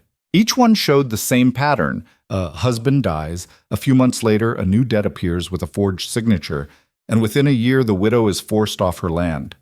Shaw had been doing this for years, and no one had stopped him because no one had proof. Until now. There's more, Caleb said, pulling out another set of documents. Letters from Shaw to the Territorial Mining Office. He's been reporting gold strikes on land he doesn't own yet, getting mineral rights assigned to dummy corporations he controls. Once he has the rights, he forces out the landowners and claims everything. That's fraud. That's a hanging offense if we can prove it in territorial court. Caleb's smile was grim. And we can prove it now. These documents are enough to bring down Shaw, his associates, and probably half the town council. Margaret looked at the papers spread across her kitchen table. Evidence of years of theft, corruption, lives destroyed for profit. She thought about those other widows. Wondered if they'd fought like she was fighting. Wondered if they'd had anyone stand with them, or if they'd faced Shaw's machine alone. We need to go now, she said, decision crystallizing, before Shaw realizes what you took and tries to stop us. You should stay here, keep the rifle, guard the farm. No, Margaret's voice was iron. This is my fight. These are my documents now, and I'm not sending you off wounded while I hide here hoping for the best. She grabbed her coat, started loading supplies into a pack. Besides, You need someone to keep you upright if you start bleeding again. Caleb watched her for a moment, something like pride in his eyes. You're going to ride 30 miles with a wanted man who just burgled the most powerful person in the county, probably getting yourself arrested in the process, all to protect a farm that might be lost anyway. That about sum it up? Margaret shoved bread and dried meat into the pack, added bandages and the whiskey bottle. Yes, that's exactly what I'm doing. You're either the bravest woman I've ever met or the most stubborn. Can it be both? She slung the pack over her shoulder, picked up the satchel of documents. Now come on, we're burning daylight, and I want to be at the county seat before Shaw figures out how to chase us. They were saddling the horses when Margaret saw the dust rising on the road from town. A lot of dust, meaning a lot of riders moving fast. They know, Caleb said, his voice tight. Shaw must have found his office broken into, put it together. How many? Can't tell from here. 10, maybe 15. He checked his revolver, wincing as the movement pulled his shoulder. Too many to fight through, even if I wasn't shot. Margaret's mind raced through options. The main road to the county seat went through town. They'd ride straight into Shaw's men. The mountain pass was closed this time of year, too much snow. That left the southern route, which was longer and rougher, but might be their only chance. South Road, she said, through the canyon and around Miller's Ridge. It'll add 6 hours, but we'll avoid town completely. That road washes out in winter. Might not be passable. Then we'll find out when we get there. Margaret swung onto her horse, settled the satchel carefully. You have a better idea? Caleb mounted his own horse, his face pale but determined. South Road it is. They rode hard, pushing the horses as much as they dared on the frozen ground. Behind them, Margaret could hear the riders spreading out, some heading toward the farm, others likely moving to cut off the main road. Shaw was mobilizing every resource he had. The South Road was as bad as Margaret remembered, narrow, icy, bordered by steep drops that would kill anyone unlucky enough to go over. The horses picked their way carefully, and Margaret's heart hammered with every slip, every stumble. 2 hours in, Caleb started to sway in his saddle. Margaret pulled alongside him, saw fresh blood seeping through the bandage. We need to stop, she said. Can't. They're too close. If you fall off that horse and break your neck, these documents won't matter. Margaret spotted a small cave cut into the cliff face, partially hidden by scrub pine. There. 15 minutes to rebandage that shoulder and let the horses rest. Caleb didn't have the strength to argue. They dismounted, led the horses into the shallow cave. Margaret worked quickly, replacing the blood-soaked bandages with fresh ones, giving Caleb water and some of the dried meat. You should leave me, he said quietly. Take the documents and go. I'll hold them off here, buy you time. Don't be stupid. Margaret tied off the new bandage harder than necessary, making him grunt. You think I came this far to leave you bleeding in a cave? We finish this together or not at all? Margaret, no. She met his eyes, saw the pain there, the exhaustion, but also something else. Something that made her heart twist in her chest. You stood up for me when no one else would. You fought for me. You got shot for me. I'm not abandoning you now. I didn't do it for gratitude. I know why you did it. Margaret's hand touched his face, rough and gentle at once. And that's exactly why I'm not leaving. They stared at each other for a long moment, and Margaret felt something shift between them. Something that had been building since that first night in his cabin, since he'd placed $5 gold on Bernard Shaw's table, since he'd stood between her and an angry mob with nothing but conviction and a loaded gun. The sound of horses on the road below shattered the moment. Margaret moved to the cave entrance, peered out carefully. 5 riders moving slowly, studying the ground for tracks. Shaw's men hunting. Caleb joined her, his good hand on his revolver. If they see our tracks leading in here, we're trapped. Then we make sure they don't see them. Margaret scanned the area, spotted what she needed, a dead pine branch, heavy with old needles. She crawled out of the cave, staying low, and used the branch to sweep over their tracks, obscuring them with loose snow and debris. The riders passed within 20 feet, close enough that Margaret could hear their conversation. They couldn't have gotten far. North's wounded, and the woman's old. Shaw wants them found before they reach the county seat. Says there's $100 for the man who brings them in. Dead or alive? A pause. Didn't specify, but I don't think he'd complain if North didn't make it back breathing. They moved on, and Margaret waited a full 10 minutes before crawling back into the cave. Caleb was standing despite the pain, his revolver drawn, ready to fight if she'd been discovered. They're gone, she said, but they'll be back once they realize we're not ahead of them on the road. We need to move, now. They mounted up again, this time moving even more carefully, stopping frequently to listen for pursuit. The sun climbed higher, and Margaret's body ached from tension and cold and fear. But she kept moving, kept the horse steady, kept her eyes on the road ahead. Midday found them at the canyon narrows, where the road crossed a stream via a wooden bridge that looked like it had been there since the territory was settled. The bridge was old, weathered, and currently covered in ice. We'll have to walk the horses across, Caleb said. Too dangerous to ride. Margaret dismounted, tested the bridge with her foot. The wood groaned, but held. One at a time. You first. If that shoulder gives out halfway across, I need to be behind you to help. Caleb didn't argue. He started across, leading his horse, each step deliberate and careful. Margaret watched, her breath caught in her throat, until he reached the other side safely. Her turn. She stepped onto the bridge, felt it sway slightly under her weight and the horses. Halfway across, she heard it, the crack of wood beginning to fail. She froze. Keep moving, Caleb called. Don't stop. The weight distribution will make it worse. Margaret forced herself forward, felt the bridge shudder with each step. 3/4 across, another crack, louder this time. The horse spooked, yanked backward, and Margaret felt the board beneath her foot give way. She grabbed for the rope railing with one hand, the horse's reins with the other. The horse screamed, its hooves scrambling for purchase on the icy wood.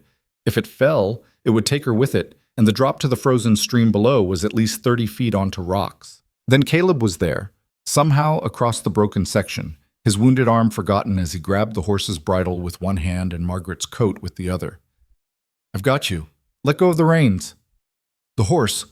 I've got the horse too. Let go. Margaret released the reins and Caleb hauled backward with strength that shouldn't have been possible for a man who'd been shot 4 hours ago. The horse lurched forward, found solid footing, and scrambled the rest of the way across. Caleb pulled Margaret after it, and they all collapsed on solid ground on the far side, breathing hard. That was too close, Margaret managed. Story of this whole damn day. Caleb sat up slowly, his face gray with pain. Fresh blood had soaked through the bandage again. But we made it, and Shaw's men can't follow now. That bridge won't hold anything heavier than a rabbit after what we just did to it. He was right. Looking back, Margaret could see the bridge sagging dangerously, several boards completely broken through. It had bought them time, maybe an hour, maybe more. Can you keep riding? She asked. Have to. Caleb let her help him stand. County seat is still 12 miles. We can make it by dark if we push. They rode through the afternoon, and Margaret watched Caleb get progressively weaker. He stayed upright through sheer stubbornness, but she could see the cost in every rigid line of his body, every careful breath. The sun was setting when they finally saw the county seat ahead, a larger town than Redwood Hollow, with actual streets, a courthouse, a hotel. Civilization, law, the possibility of justice. They rode straight to the courthouse, where a sheriff's deputy was locking up for the evening. Margaret dismounted, grabbed the satchel, and marched up the steps with Caleb behind her. I need to see the territorial judge, she said. Tonight, it's urgent. The deputy looked at them, a middle-aged woman covered in road dust and a wounded man barely staying upright, and frowned. Court's closed. Come back Monday. This can't wait until Monday. Margaret opened the satchel, pulled out the documents. I have evidence of systematic land fraud, forgery, and corruption involving multiple deaths and stolen properties. The man responsible is named Bernard Shaw, and he's probably 12 hours behind us with men willing to kill to get these papers back. The deputy's hand moved toward his gun. Ma'am, are you telling me you're being pursued by armed men? I'm telling you that we have proof of crimes that need to be addressed immediately, before the evidence can be destroyed or we can be silenced. Margaret's voice was steady, clear, carrying the weight of every mile they'd ridden, every risk they'd taken. Now either get the judge, or get someone who has the authority to accept this evidence into official custody, because I'm not leaving this building until one of those things happens. The deputy studied her face, then Caleb's, then the blood-soaked bandage. "Wait here." He disappeared inside. Margaret and Caleb waited on the courthouse steps, exhaustion crashing over them now that they'd finally stopped moving. Caleb leaned against the wall, his face pale in the fading light. "You did it," he said quietly. "Got us here alive." "We did it." Margaret took his good hand, held it tight. "Both of us." The door opened and a man in his 60s emerged, dressed in formal clothes with a judge's bearing. "I'm Judge Harrison. Deputy says you have evidence of crimes?" "Yes, sir." Margaret handed him the satchel. "Everything's in there. Forged documents, falsified debts, evidence of a conspiracy to defraud widows of their land holdings. The man behind it is Bernard Shaw of Redwood Hollow." Judge Harrison pulled out papers, began reading. His expression darkened with each document. "These are serious accusations. They're true accusations." Margaret stood straight despite her exhaustion. "And I'm willing to testify to everything I know, everything I've experienced. But first, this man needs a doctor.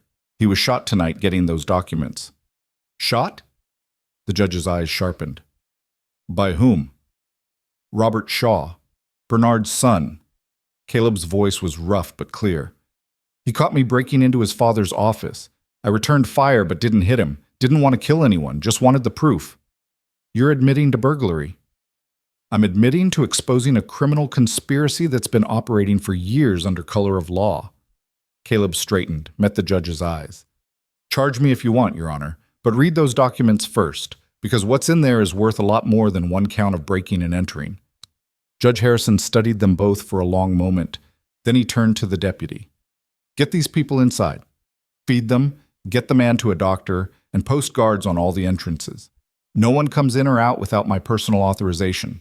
He tucked the satchel under his arm. "I'll be in my chambers reviewing evidence. If it's as bad as it looks, I'll be issuing warrants by morning."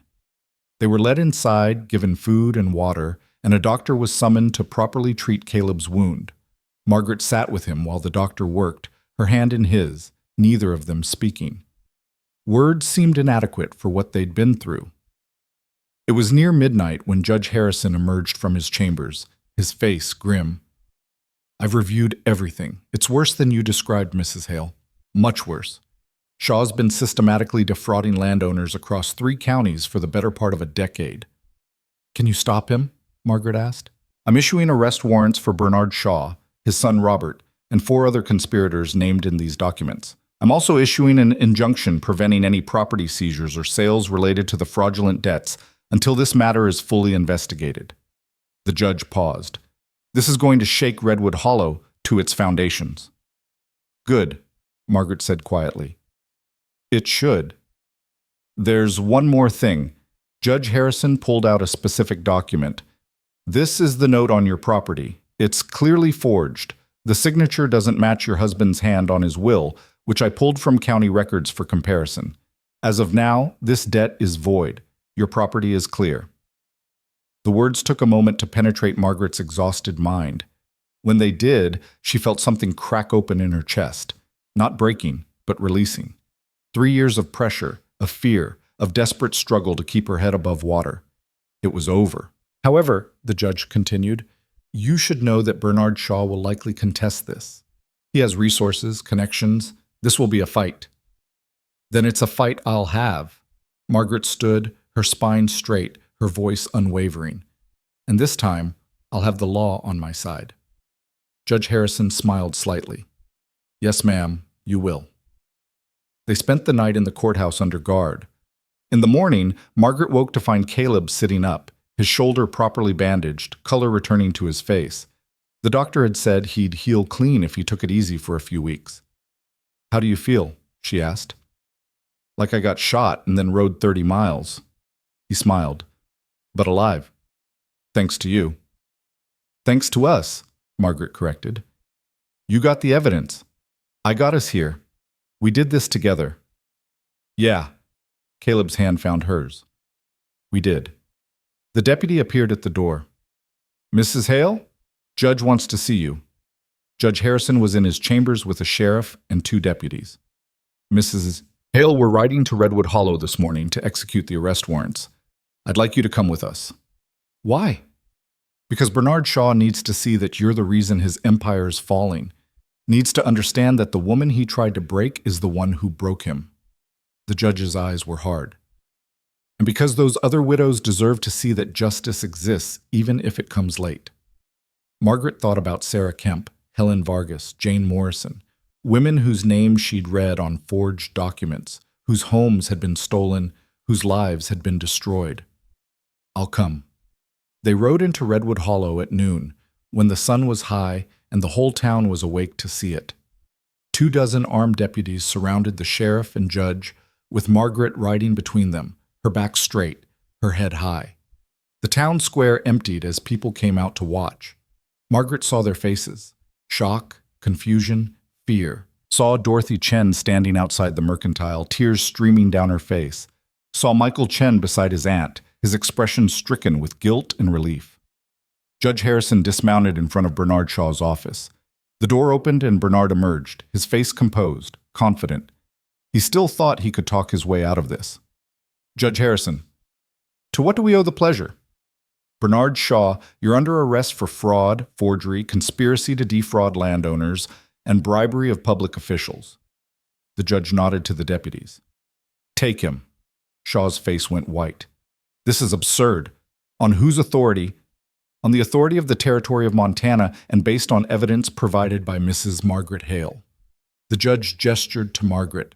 The woman you tried to destroy saved your victims instead. Shaw's eyes found Margaret, and she saw it happen, saw the moment he realized he'd lost, that the quiet widow he'd dismissed, the woman he'd tried to erase, had been the one to bring him down.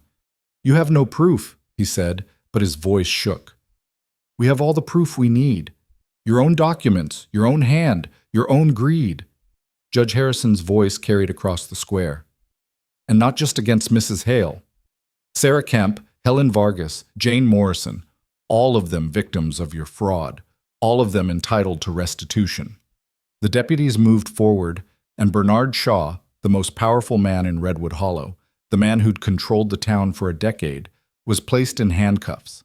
His son Robert was arrested trying to flee through the back of the mercantile. 4 other men named in the documents were taken into custody within the hour. By sunset, Shaw's conspiracy had been dismantled, his assets frozen, his power broken. Margaret stood in the town square and watched it happen. This woman who'd been written off, dismissed, told she was too old and too alone to matter. Around her, people were beginning to understand what had occurred, beginning to process the fact that Bernard Shaw had been stealing from them for years. Dorothy Chen approached slowly, her hands twisted in her apron. Margaret, I'm so sorry. I should have... You did what you could, Margaret said quietly. You warned me. You gave me that document. That was enough. Will you forgive us? The town? Margaret looked at the faces surrounding her, people she'd known for decades, people who'd stood silent while Shaw tried to destroy her, people who'd only found their courage once someone else had taken the risk. Ask me again in a year, she said, when I see what kind of town this becomes without Shaw running it. She turned and found Caleb standing beside his horse, watching her with those steady gray eyes. Ready to go home? He asked. Home. Her farm, her land, finally and truly hers, without the shadow of debt hanging over it. Yes, Margaret said. I'm ready. They rode out of town together, and Margaret didn't look back. The farm looked different when they returned, though nothing physical had changed. The same worn fence, the same listing barn, the same tired house that needed repairs Margaret couldn't afford. But it felt different now. No longer a burden she was desperate to keep, but something she'd fought for and won. Something that was truly, completely hers. Caleb helped her dismount, his wounded shoulder making the movement awkward but manageable. The doctor had said he'd need weeks to heal properly, and Margaret had already decided he'd spend those weeks here, where she could make sure he followed orders. I should get back to my cabin, Caleb said, as if reading her thoughts. Let you have your space back. Your shoulder needs tending, daily bandage changes, watching for infection.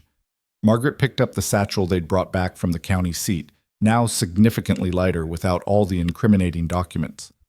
You'll stay here until the doctor clears you. Margaret. That's not a request. She turned to face him, and something in her expression made him stop arguing. You took a bullet for me, Caleb North. The least I can do is make sure you heal properly from it. He studied her face for a long moment, then nodded. A week, maybe 2.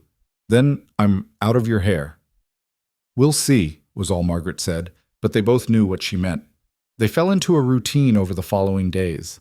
Caleb slept in the barn despite Margaret's protests, saying it wasn't proper for him to be in the house overnight even if circumstances were unusual. During the day, he did what work he could one-handed, mending fence, organizing the tool shed, chopping wood in careful, measured swings that wouldn't stress his shoulder. Margaret tended her animals, worked on winter preparations, and tried not to think too hard about what would happen when Caleb's shoulder healed and he had no more excuse to stay. 4 days after their return, Dorothy Chen appeared at the farm with a basket of food and an expression that suggested she'd been working up the courage to come for some time. I won't stay long, she said when Margaret opened the door.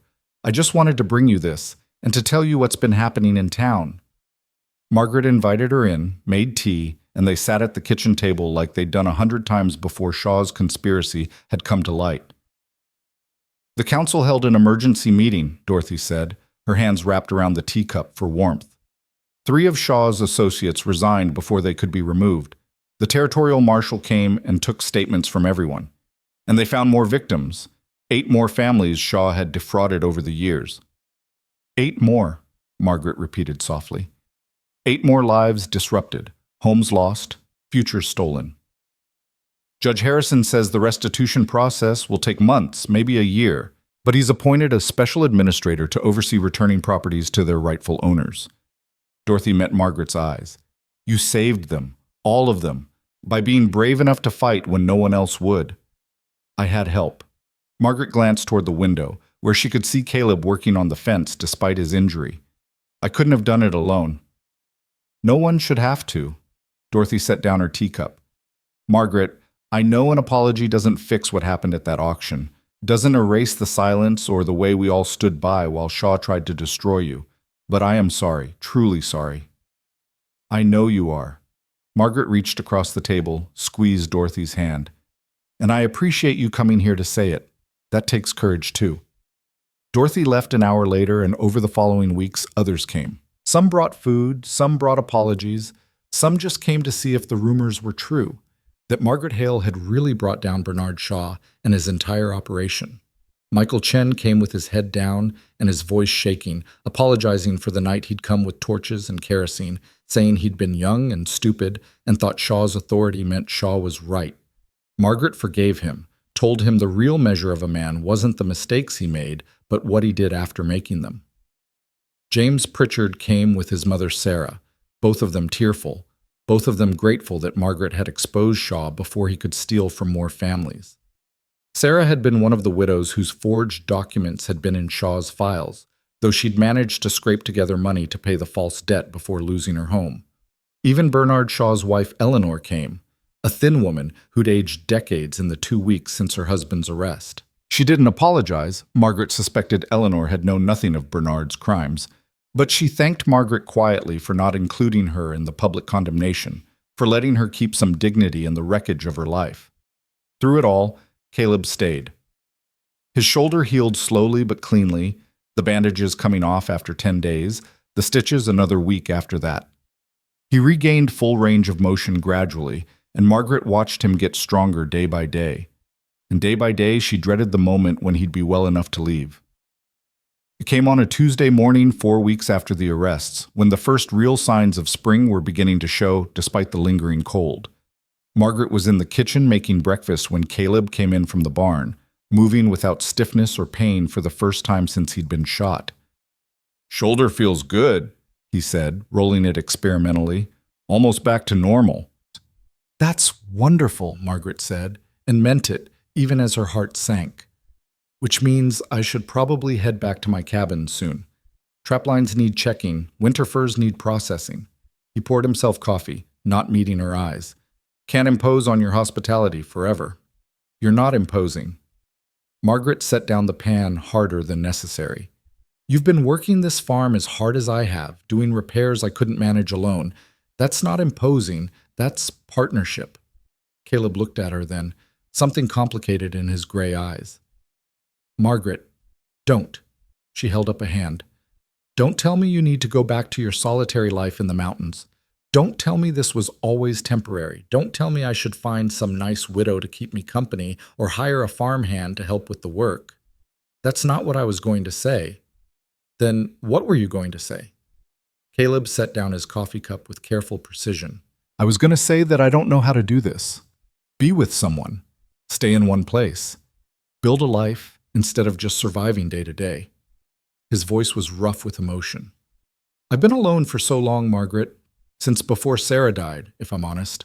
The war hollowed me out, and I never figured out how to be whole again. Margaret moved around the table to stand in front of him. You think I know how to do this?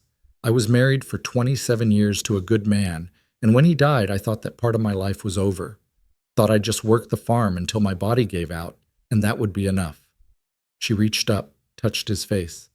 But then you walked into that auction hall and paid $5 for a basket worth 75 cents, and you looked at me like I mattered, like I was worth fighting for, and I haven't felt that way in 3 years. You matter, Caleb said quietly. You're worth fighting for, worth dying for if it came to that. I don't want you to die for me. Margaret's hand slid down to rest over his heart.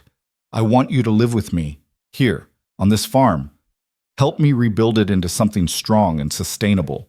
Be my partner, not my protector. I'm not a farmer. You're a fighter, a strategist, someone who knows how to survive impossible odds and come out the other side. Margaret smiled slightly. That's exactly what farming is when you get down to it. Caleb was quiet for a long moment, his hand coming up to cover hers where it rested on his chest. What are you asking me, Margaret? I'm asking you to stay. Not out of obligation, not because you're healing from a bullet wound. Stay because you want to, because this place, this life, me, we're worth staying for. What would people say? I stopped caring what people say the night they stood silent while I was humiliated at that auction. Margaret's voice was steady, sure.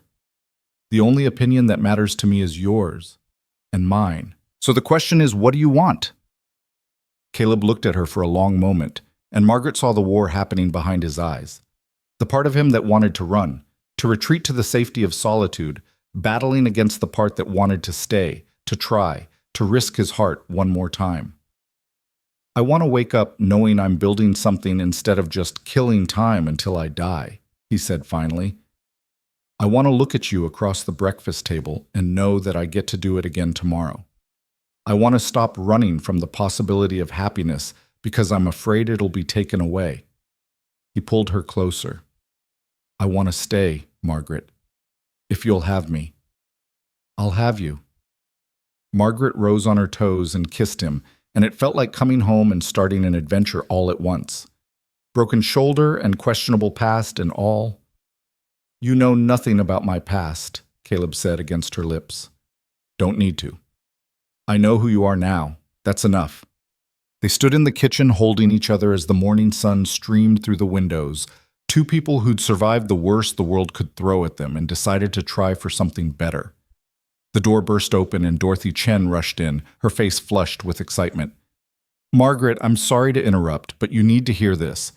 She stopped short, seeing them in each other's arms. Oh, I can come back. It's fine, Dorothy. Margaret stepped back but kept Caleb's hand in hers. What's happened? Judge Harrison came to town.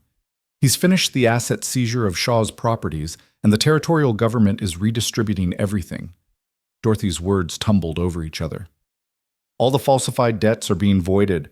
All the stolen properties are being returned, and Margaret, there's money. Shaw had nearly $10,000 hidden in various accounts. The judge is splitting it among his victims as restitution. Margaret's knees went weak. $10,000? Your share is over $800, enough to not just save the farm, but to properly rebuild it. New equipment, new livestock, everything you need. Dorothy was practically bouncing with excitement. And it gets better. The Territorial Mining Office investigated Shaw's claims about gold on your property. There's color in that creek, enough to make it worth working. You could lease the mineral rights, get a steady income without even having to work the claims yourself. The news was almost too much to process. Margaret had spent 3 years fighting just to survive, scraping together pennies, making impossible choices about what to sacrifice to make it another month. And now, suddenly, she had resources. Real resources. The ability to not just survive, but thrive. "There's more," Dorothy continued. "The new town council, the one without Shaw's influence, they want to make amends. They're organizing a community work day to help repair your farm. Fix the barn, mend the fences, do all the heavy work you haven't been able to manage alone." She paused. "It's not enough to make up for what happened, but it's a start." Margaret looked at Caleb, saw her own shock reflected in his face. "When?" "This Saturday, sunrise to sunset. Bring food, bring tools, bring willingness to work." Dorothy smiled. "The whole town's coming, Margaret. Everyone who stood silent before wants a chance to stand with you now." After Dorothy left, Margaret sat down heavily in a kitchen chair. "This is really happening." "Seems like it." Caleb sat across from her, the familiar position they'd occupied so many times over the past weeks. "What are you going to do with $800? "I don't know." Margaret laughed, a sound of pure disbelief. "I've been so focused on just making it to spring, I never let myself think beyond that."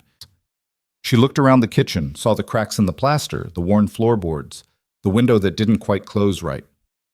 "There's so much that needs fixing." "So we fix it." Caleb's hand found hers across the table. "Together." That Saturday, Margaret woke before dawn to the sound of wagons coming up her lane. She looked out the window and saw them, dozens of people from Redwood Hollow, carrying tools and materials, coming to make good on Dorothy's promise. By the time the sun was fully up, the farm was swarming with activity. Men worked on the barn, replacing rotted boards and reinforcing the foundation. Women organized food and supplies, turning Margaret's small kitchen into a bustling hub. Children ran everywhere, helping where they could, their energy infectious. Michael Chen led a team replacing fence posts. James Pritchard and his brothers were on the roof of the house, patching holes and replacing shingles. Even Eleanor Shaw came, quietly working in the garden, preparing the soil for spring planting. Margaret moved through it all in a daze, accepting apologies and gratitude in equal measure, watching her worn-down farm transform before her eyes. Caleb worked alongside the men, his shoulders strong enough now to handle the labor, his quiet competence earning respect from people who'd feared him weeks ago. By sunset, the transformation was remarkable. The barn stood straight and solid, the fence was mended and reinforced, the house roof was weather-tight for the first time in years. The community had brought more than labor. They'd brought materials purchased with their own money, livestock to replace what Margaret had sold, seed for spring planting. As people began packing up to leave, Dorothy approached Margaret one last time. "This doesn't erase what happened at that auction." "No," Margaret agreed, "it doesn't. But maybe it's a start at building something better. A town where people stand with each other instead of watching each other fall." Margaret looked around at the farm, at the people who'd spent their Saturday making amends, at Caleb standing beside the newly repaired barn, watching her with those steady gray eyes. Maybe it is. The weeks that followed were filled with work, but it was different work than before. Margaret wasn't fighting to survive. She was building toward a future. With the restitution money, she bought proper equipment, good breeding stock, quality seed. With Caleb's help, she planned crop rotations and irrigation systems and all the improvements that had been impossible when she was alone and desperate. The mineral rights lease brought in steady income, enough to hire occasional help during harvest season.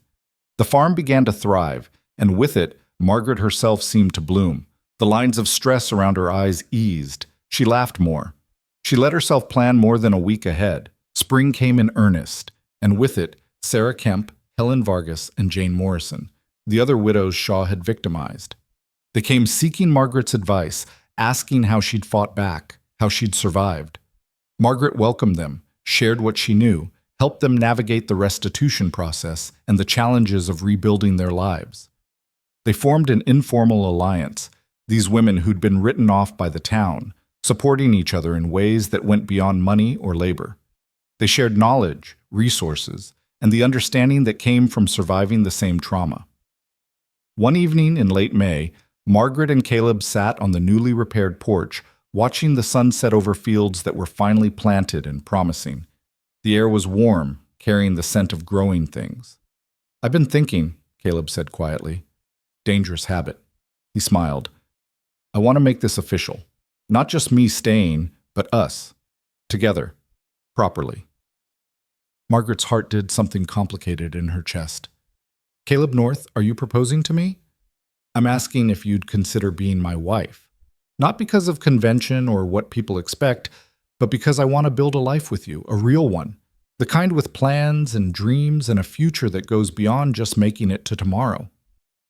Margaret was quiet for a moment, thinking about Thomas, about the 27 years they'd shared, about the promise she'd made at his grave to honor his memory by surviving. She'd kept that promise. She'd done more than survive. She'd fought and won and reclaimed her life, and now she had the chance to choose something new. Not to replace what she'd had, but to build something different alongside it. "Yes," she said, "I'll marry you, but on one condition." "Name it."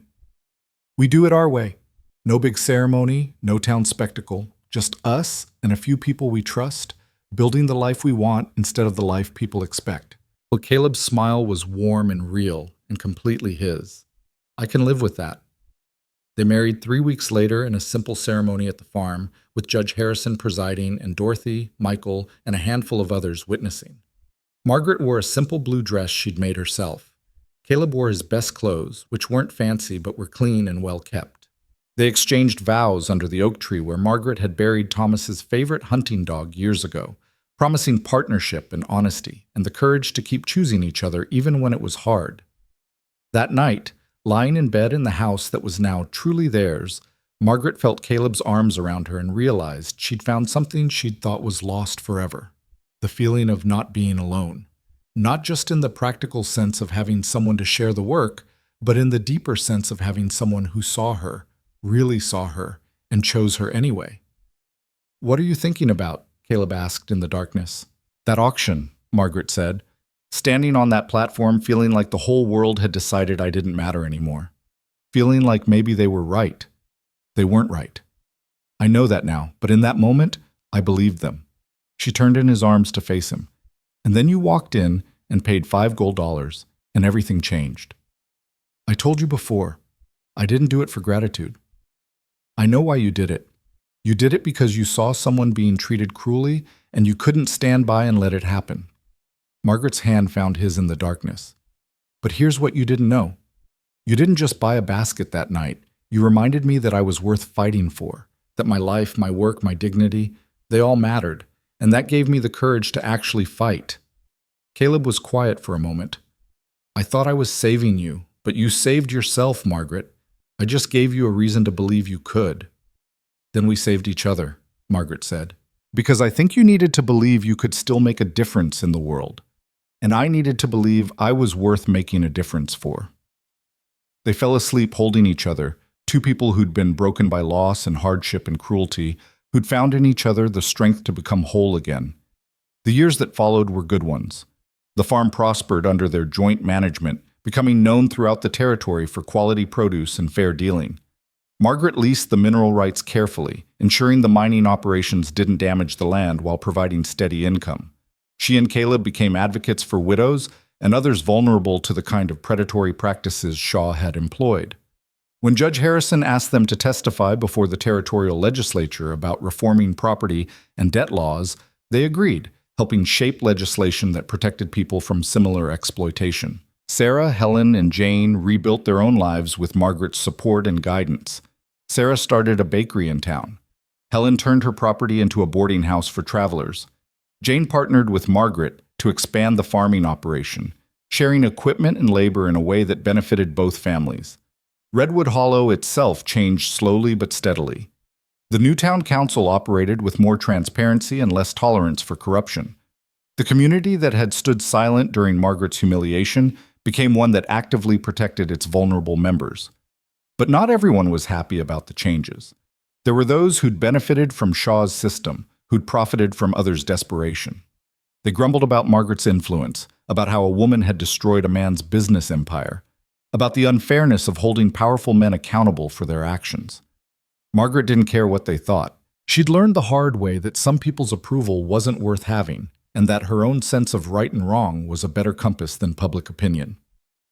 5 years after the auction, on a cold December evening, Margaret stood in the same town hall where she'd been humiliated, but this time the circumstances were drastically different.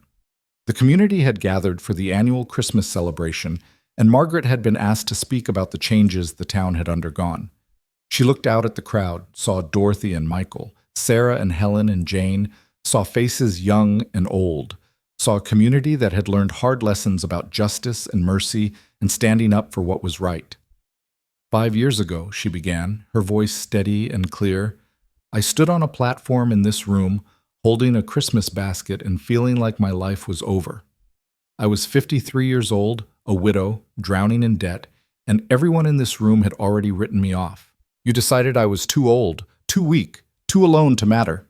The crowd shifted uncomfortably, remembering. But here's what you didn't understand. Strength doesn't fade with age. Dignity can't be auctioned off. And the ability to fight for what's right doesn't require youth or beauty or the approval of powerful men. It just requires courage and stubbornness and the willingness to stand up even when you're standing alone. She paused, let the words settle. I'm not telling you this story to shame you, though maybe some shame is warranted.